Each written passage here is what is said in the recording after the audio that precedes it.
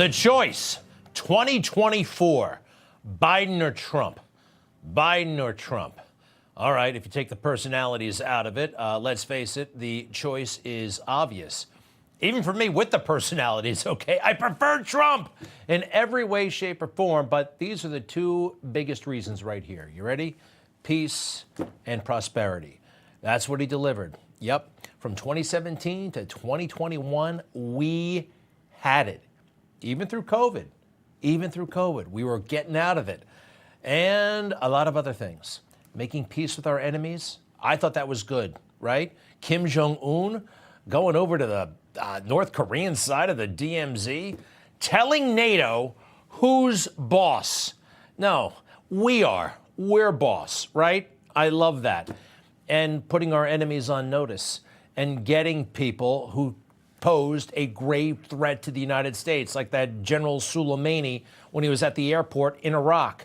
I love this kind of stuff. Letting the world know that we are leaders, a leader, and we're not going to take anything from our enemies. And if they dare try something, we're going to hit back hard. How about this? A strong border? I used to think that this was a no-brainer. Apparently not. Somehow it's become a right-wing extreme view. It's not. And America knows that. Let's see. What else do we have going for us under Trump? Law and order. At least just before Black Lives Matter summer, we knew that the cops were the good guys, right? Yeah, absolutely.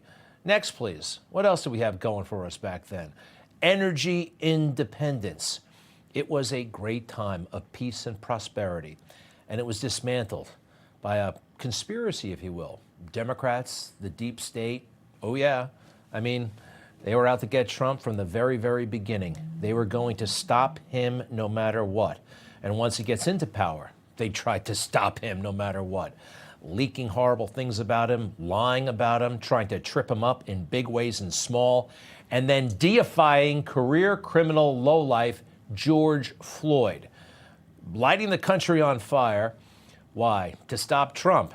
And in one of the most perverse moments, I think, in American history, somehow pretending that this, a president with a Bible in front of the President's Chapel, St. John's Church, also known as the President's Chapel, that somehow was a horrible image. It wasn't. Not to me, at least. No way. So, Joe Biden, we got him. And remember that solemn pledge? That his whole soul was in it? To unite America, bring us all together. He didn't mean it for a second. He started yelling and screaming constantly about white supremacy, calling us all threat to democracy, MAGA extremists, right? Remember that? I mean, and that's what you get with a serial liar. His entire career, he's been busted in tens of thousands of lies. I mean, provably, demonstrably false things. Getting 3 degrees when he barely had 1, 2. And Putin, going over there, Putin had this guy's number, right? I mean, who's in control of this meeting?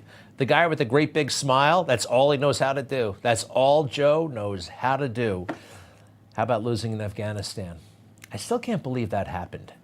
And that it was a story for about 4 days, and then, well, we just live with it. Ruining the border. Opening up our country to who the hell knows what. Why? Why? Why is he doing that? I think he wants to ruin this country. And the crime crisis. Legalized shoplifting. Have you gone to the drugstore to buy a bottle of shampoo lately? You got to ask the guy to unlock the cabinet for you for the shampoo. And just embarrassing us every time he turns around, right? Falling asleep overseas, being strange, muttering, stuttering, and, well, trying to rip this country apart over race relations. Remember that Atlanta spa shooting earlier in his administration? I think it was in 2021. Everybody said that that guy did it because he was deranged and sick and had big problems. He wasn't a white supremacist, but Joe ran there and said he was. He was a white supremacist and tried to exploit it, rip our country apart for political power. Meanwhile, acts of genuine racism against white people, like the Waukesha parade attack, is simply ignored. It didn't happen. Now, what about the destruction of our children and the perversion and making everything about sexuality, even on the White House lawn, and somehow pretending that drag queens reading to children in public school is a civil right? So when it comes to Trump and Biden and the choice, I think it's an obvious one. And they know it's an obvious one, too. So they can't play by the rules. No. And they have to punish not only us, but they have to punish Trump. Why? Because of what he did in 2016. They will never forgive him for beating her. And maybe they won't forgive themselves. I don't know. So a lot of this is, punishment, revenge, whatever. The impeachments, the investigations, and the indictments and the prosecutions, right?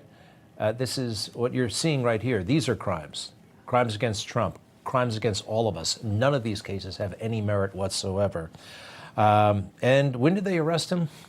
Right during the contest for the nomination. They thought if they threw the cuffs on him and there was a mugshot, everybody would get scared and he would be unnominatable. Well, that didn't work. And even in the middle of these trials, he is somehow thriving. Did you see him yesterday at that firehouse right after court? Does this look like a man who's on a trajectory to a defeat this year? I don't think so. And I don't think they think so either. Despite all of their efforts, breaking the law to try to create a situation where they can accuse him of breaking the law. I've said this before, but it's right out of the Bible. You got to check out that story of Daniel and where they put him and that phony case they made against him. All right, so that brings me to the phony case they brought against Donald Trump. I don't like to dwell on the trial too much. I am reading the transcripts, every single page, and I saw some astounding things that nobody else is talking about but me. So Michael Cohen, right? He's the star witness. I'll tell you this, every single witness so far has gone out of their way to say this guy's crazy and a liar and nobody likes him. But he's still the main guy, right? For 6 years, it's all about Michael Cohen. Michael Cohen knows President Trump better than many people know President Trump. They are scared about this case because Michael Cohen knows all of Trump's most private information. The keeper of the secrets, the man who is consigliere and enforcer, the guy who's going to deliver, the deal. Michael Cohen. He has been called President Trump's fixer, his right-hand man, his pit bull. Simply put, he is the man the president depends on when he needs to get things done. All right. And now that the trial is here, he's going to be the main guy, the star witness. Michael Cohen, of course, was Donald Trump's fixer for over a decade. He was his right-hand man, one of his most loyal employees. He went from Trump's right-hand man to one of the prosecution's favorite witnesses. Michael Cohen is the prosecution's star witness. So they're pretty obsessed with him, right? He is going to be the main guy. They talk about him every day. And Michael Cohen continues to be on TV just about every day over the past couple of months in the lead up to all of this. So I would think that the testimony that I read yesterday would be enough to actually have this case dismissed. It's not even being discussed. Keith Davidson was Stormy Daniels' attorney, all right? And he had a lot to say about Michael Cohen. The prosecution brought this guy in, okay? And, you want to hear it? It's pretty interesting. He's talking about his phone calls with Michael Cohen. They had a lot of phone calls. I think it was on a Saturday morning, and I was shopping for the holiday, and I got a call from a very despondent and saddened Michael Cohen. Now, folks, by the way, this is in December of 2016. Donald Trump has just won the election, okay? What's next, counselor? And it was a long phone call. And he had told me he was depressed and despondent. He said that he used very colorful language about that stage of his life. He said something to the effect of, Jesus Christ, can you effing believe I'm not going to Washington? After 15 years I've done for that effing guy, I can't believe I'm not going to Washington. I've saved that guy's ass so many times, you don't even know. Now, this would have been a great point, by the way, for the judge to say, The star witness has a motive to lie. Everything we've heard about him so far, this case is dismissed. But no, the judge is out to get Trump too. More from the lawyer here. And then he made reference to, he said, you know, I've never even got paid. He said, that effing guy is not even paying me the $130,000 back. Next, please. And I think you said he sounded disheartened, correct? Yes. And at other times, do you recall having described that conversation in terms of, well, you left the talk in concern for his physical safety, his well-being. That's how bad he sounded. I thought he was going to kill himself. And the concern on that call was that he understood he wasn't going to get a position in President Trump's administration, right? Yes. How about this, huh? Michael Cohen, this was his whole big plan. And it's not happening. Says something about Donald Trump. He knows this guy's no good.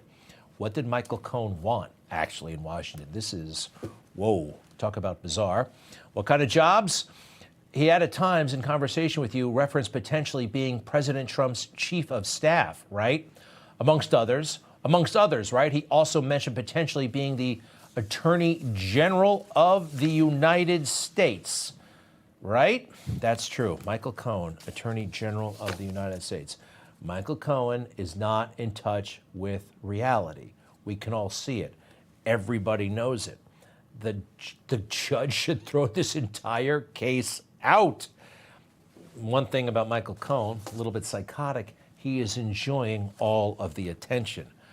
That's pretty weird. He actually, we know this, that he used to pressure the National Enquirer to send photographers to follow him around to somehow make Trump jealous. I know that because it's in the transcript. No one else has pointed it out.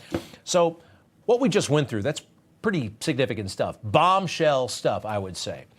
You want to hear what the mainstream media had to say about yesterday's session? Here is Bob Costa, formerly with the Washington Post, now with CBS News. Nothing to see here, right, Bob? On the stand today, Stormy Daniels' former attorney, Keith Davidson, who testified how he negotiated a $130,000 payment from Cohen to pay Stormy Daniels for her story before the 2016 election. Davidson acknowledged texting with National Enquirer editor Dylan Howard the night Trump won, writing, "What have we done?" Howard replied, "Oh my God." Just the juicy stuff. But what about the really juicy stuff? Michael Cohen was going to kill himself if he didn't become Attorney General. Is that a motive or what to try to screw over Trump? Let's try another network, ABC. Aaron Turetsky, I think his name is. They say he's a former federal prosecutor. This guy has got to be moved like I was moved. Davidson testified that after the election, Cohen kept in touch, making sure Stormy Daniels was keeping quiet. The gag order does not prevent Trump from testifying, as he has said on at least 3 different occasions he would. Every criminal defendant, David, has the right to testify in his or her own defense. That includes Donald Trump. So the star witness was going to kill himself. He was furious at Trump because he wasn't being made the Attorney General. He felt like he had been screwed over in so many ways. And you guys don't think that's worthy? Your audience is not worthy of that information?